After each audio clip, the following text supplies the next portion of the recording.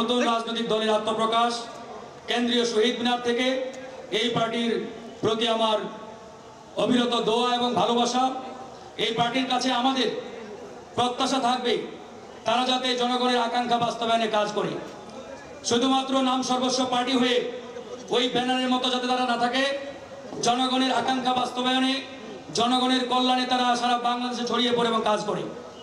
বাংলাদেশের রাজনৈতিক দল হিসাবে তাদের কাছে এটা আমাদের এবং জনগণের প্রত্যাশা। একই সাথে আমরা যে গণতন্ত্র প্রতিষ্ঠার জন্য লড়াই সংগ্রাম শুরু করেছি, দীর্ঘদিন ধরে লড়াই অব্যাহত রেখেছি, সেই গণতন্ত্র যাতে দলীয় অভ্যন্তরীণ সিস্টেম কিংবা দলের ভিতরেও আমরা বাস্তবায়ন করি, সেই গণতান্ত্রিক সিস্টেম, গণতান্ত্রিক পদ্ধতি যাতে এই বাংলাদেশ রিপাবলিক পার্টির মধ্যেও চর্চা হয়, চর্চিত হয়, এটা আমাদের ওনাদের কাছ থেকে প্রত্যাশা থাকবে।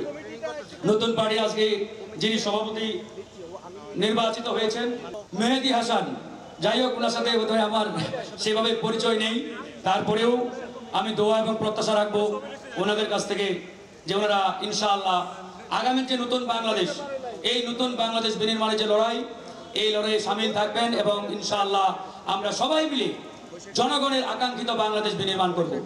বাংলাদেশের মানুষ অসংখ্যবার জীবন দিয়েছে, কিন্তু জনগণের আকাঙ্ক্ষিত বাংলাদেশ আমরা পাই নাই। 71 সালে অসংখ্য মানুষ জীবন দিল, দেশকে পাকিস্তানের হাত থেকে মুক্ত করলাম। জনগণের প্রত্যাশা ছিল, আকাঙ্ক্ষা ছিল আমরা একটি সুন্দর স্বপ্নের বাংলাদেশ পাবো, কিন্তু বাস্তবিক অর্থে 71 পরবর্তী সময়ে জনগণের প্রত্যাশিত আকাঙ্ক্ষিত বাংলাদেশ আমরা পাই নাই। এরপরে 90 সালে এসে আরেকটা লড়াই হলো, অসংখ্য মানুষ জীবন দিলেন, কিন্তু বাস্তবিক অর্থে 90 পরবর্তী সময়ে সেই বাংলাদেশ বিনির্মাণ করতে পারি নাই। তারই ফলে বা ফলশ্রুতিতে 24 সালে এসে আরেকটি বড় লড়াই করতে হলো আমাদের।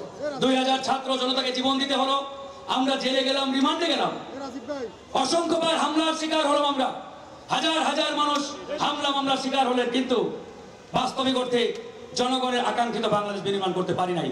তো এবার সুযোগ আসছে, আমি কথা বাড়াবো না, আমরা সবাই মিলে আমরা জনগণের আকাঙ্ক্ষিত বাংলাদেশ বিনির্মাণ করব। কে কোন দলের, কোন মতের, কোন আদর্শের, ছাত্র না জনতা, সেনা অফিসার নাকি কৃষক, এসব ভেদাভেদ ভুলে গিয়ে আমরা বাংলাদেশি, বাংলাদেশের নাগরিক, বাংলাদেশের জনগণ, এটাই আমাদের নাম্বার 1 পরিচয়। এই পরিচয়ে আমরা ইনশাআল্লাহ আগামীর জনগণের বাংলাদেশ সকলকে নিয়ে বিনির্মাণ করতে চাই। জয় হোক আমাদের, জয় হোক জনতার বাংলাদেশ রিপাবলিক পার্টির জন্য আজকে শুভকামনা জানাচ্ছি। এখানে শেষ করছি। আল্লাহ হাফেজ।